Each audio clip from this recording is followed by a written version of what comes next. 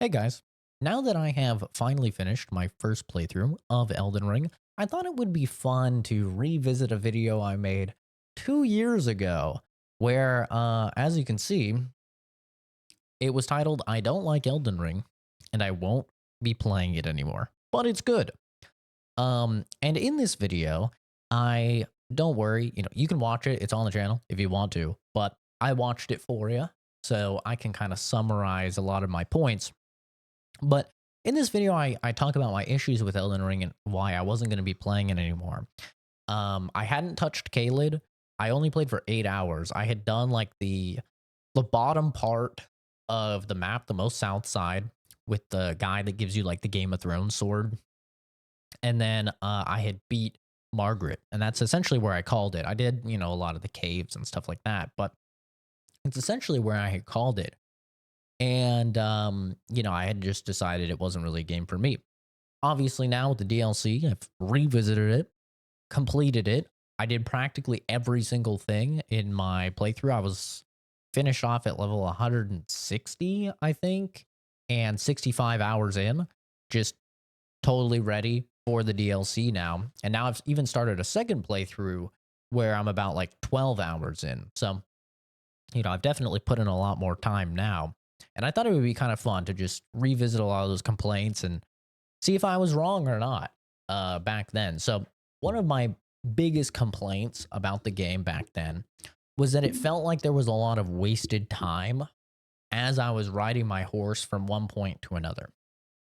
And this is actually a complaint I have with a lot of open world games. I do feel like a lot of open world games just don't really respect your time. Certainly, if you're a working adult, I feel like a lot of these games are like designed for teenagers or streamers or something where it's like they have tons of time, to game. And revisiting Elden Ring now, I definitely feel it a little bit. Like if I am going from point A to point B, someday, especially like the Lake of Liurnia, I think it's called, like the Renala area, there is a lot of just like I am riding my horse through this water. Oh, now there's some annoying, lobsters that are giving torrent and enema as I'm trying to ride by. There is a lot of that stuff still, but overall, I think because there's so much shit, like there's so many caves, so many mines, so many catacombs, like crammed into every area. I found myself, instead of like zoning out like I would in like a Red Dead Redemption 2, right, where you're riding from one point to another. I found myself really like being analytical and scanning my environment and looking for every little secret. So I actually don't really agree with this complaint anymore. I didn't really feel like it was wasting a lot of my time. One thing I do agree with though is in the video I say I had just followed all of the sites of grace, and so I ended up arriving at Margaret at level 2, and I had been throwing myself against Margaret and realized fairly quickly like, okay, I'm not supposed to do this yet. And I do agree with that. Like, if you are somebody that like plays a game and you just do main story quests, right? Like that's your thing, then I still 100% think that Elden Ring is not the game for you. It is not designed for you to do that. It is designed for you to do side stuff and level appropriately. You have to do the mines, for example, if you want to be upgrading your gear efficiently, right? There's a lot of stuff like that in the game where you have to do side stuff. And of course, every time you say something like this with a From Software game, you have some fucking turbo virgin that's just going to say, no, you don't. Get good. This streamer that has 3,000 hours in the game beat it, rune level 1, no hit on a Dance Dance Revolution pad. Okay, bro. We get it. Okay, yeah, there's some people that are prodigies. There's some people that just have tons of time to throw at the game and get very good. But I'm talking about the average Joe, okay? I'm talking about the guy, that works 40, 50 hours a week. Maybe they have school on this, on the side as well. They're not some God's gift to gaming Christ or anything, right? And for all of us normal human beings, yes, the game is not made for you to just main boss, main boss, main boss, main boss. Like, you can't just go straight to Margaret.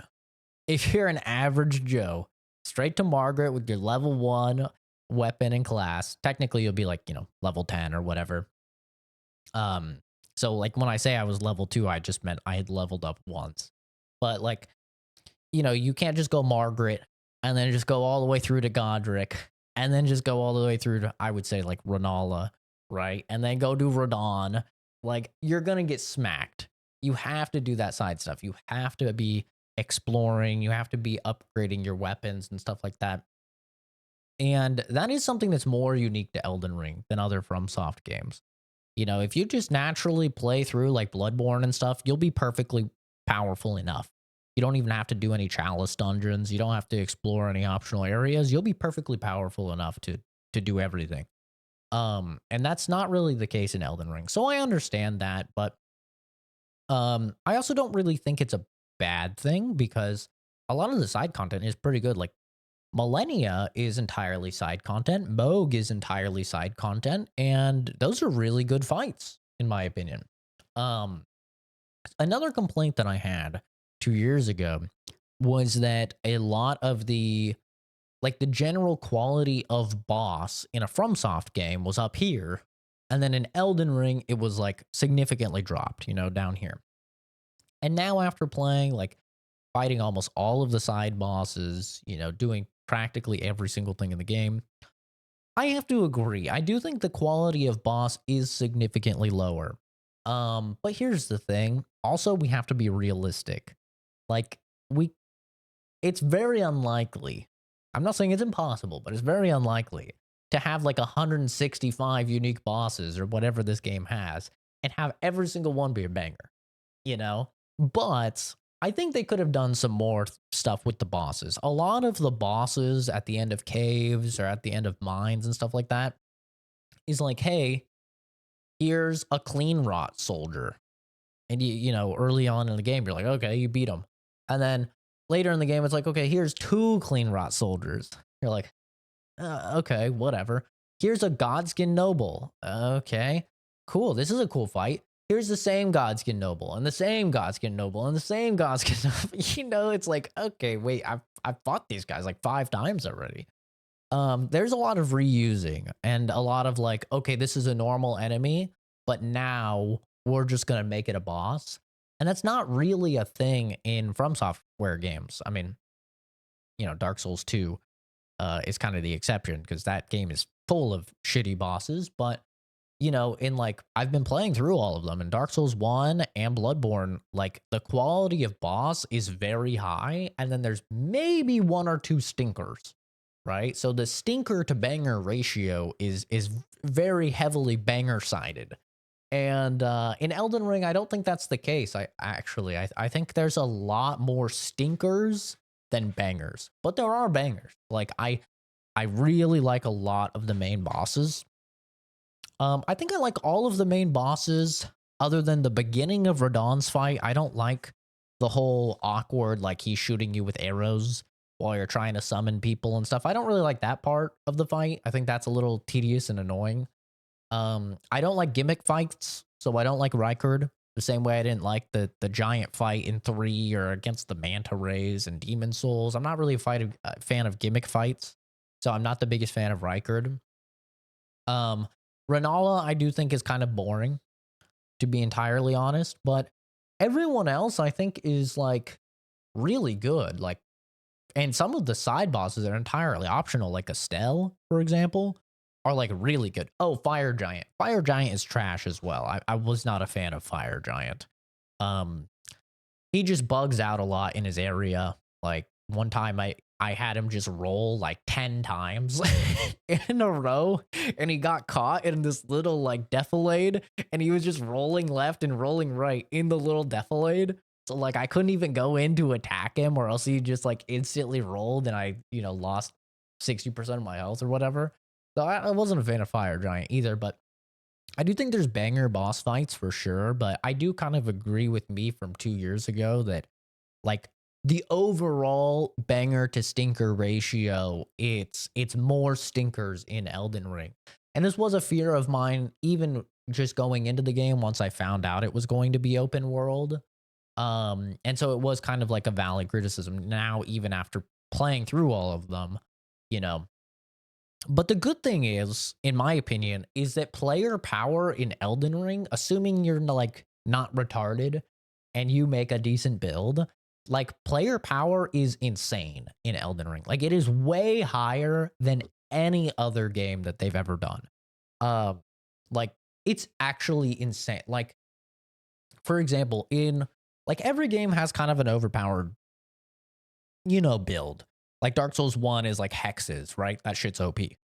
But Elden Ring has like 60 overpowered builds. Like it's not that hard to find something that's very strong, especially when you're utilizing all of the tools that the game gives you. There's a lot of like elitists out there that are like, "Oh my god, you use summons, you use magic."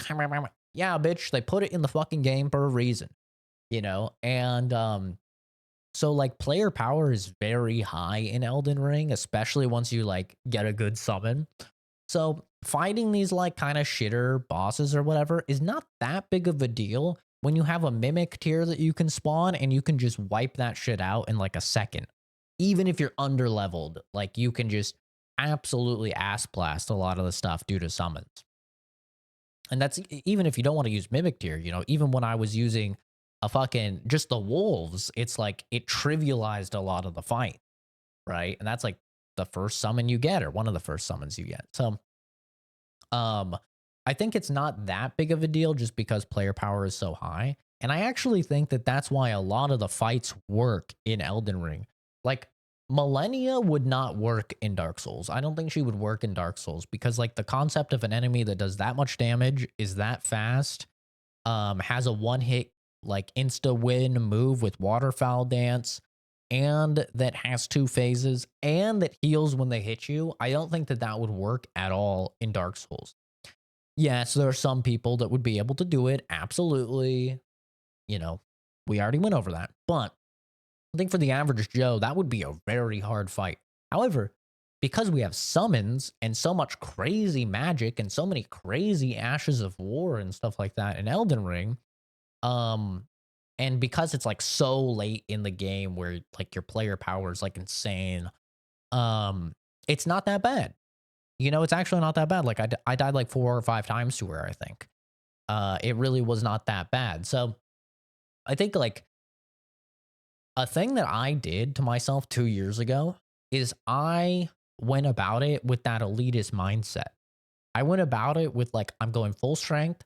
I'm going to get a big sword. I'm going to use no magic and I'm going to use no summons. And look what happened. I dropped the game after 8 hours because I was just like, man, this shit it's kicking, not even necessarily it's kicking my ass, but just like I felt like I had to grind and do a lot of the side content more than I realistically did if I just took advantage of the tools at my disposal. Like summons help so much. They honestly help too much. I would say like a lot of the fights, like you can see my first attempts at a lot of the fights on the channel. I've uploaded them. But like Placidusax is a good example where it's like this boss looks so cool, but I just dominated it so fast. I feel like I barely got to see any of its moves. And it was the same thing with Morgott. I don't even know what Morgott does. Like I killed Morgott so fast. I have no idea what he does. I don't know what Gideon does. I killed them too quick. Like I don't even know what they do. Like player power towards the end of the game is just so absurd, especially if you're using like mimic tier and you have a decent build. It's like you just trivialize a lot of the stuff in the game, which is why I'm interested to see how the DLC is going to work. Because Jesus Christ, I've just been absolutely dominating um everything towards the end of the game. But those were like my main complaints that I had with the game is just that, I felt like it was going to be very long. It was pretty long. It wasn't as long as I thought. I thought I've seen people be like, "Oh yeah, it took me 100 hours to play through the game." Dude, I don't know how. To be honest, I don't know how. I had the interactive, like, Fextra map that has everything on it, and I was going through, and I had, like, I think there was, like, 309 sites of grace, and I had, like, 290 of them.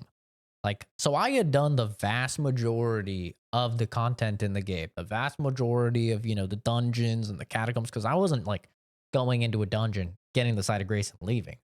Nah, I'm doing that dungeon. So, like, I had done the vast majority of the content in the game, and I was at, like I said, like 65 hours. So, I don't really know how people are getting like 100 hours. It's still a lot of time. Don't get me wrong. It's still a hefty game, but I don't think it was that bad. And that was with dying 171 times, too. It's not like I was, just flying through zero deaths type of thing, some god. I think I was going pretty average until the end when the build really started to steamroll. But overall, this video's been longer than I wanted it to be. But overall, I think that, going back and looking at the title, I don't like Elden Ring and won't be playing it anymore, but it's good. I think that the game is great. After going back and playing it through again, I think the game is great. Now, I don't think it's, I'll be honest, I don't think it's FromSoft's best game. So I certainly don't think it's like the best game ever made. If I were to rate the game, I'd probably give it like an 8 out of 10. I think it's great. I think the best thing about the game by far is the build variety. Like, there is so much gear in the game that you find something and you're like, man, I kind of want to do a new playthrough with that. But there's just my main problem with Elden Ring is I hate a lot of the areas in the game. I despise them. And it's kind of funny because people don't really talk about how bad a lot of the areas are. And then you look at people's gameplay, and it's because like they're just running through the areas. But if you're like me and you're fighting every single enemy and you're fully exploring every single area, it is pain. Like Volcano Manor, pain, dude. Like just the enemies there, the layout, just absolute pain. The swamp, poison place next to Volcano Manor up there, just not good.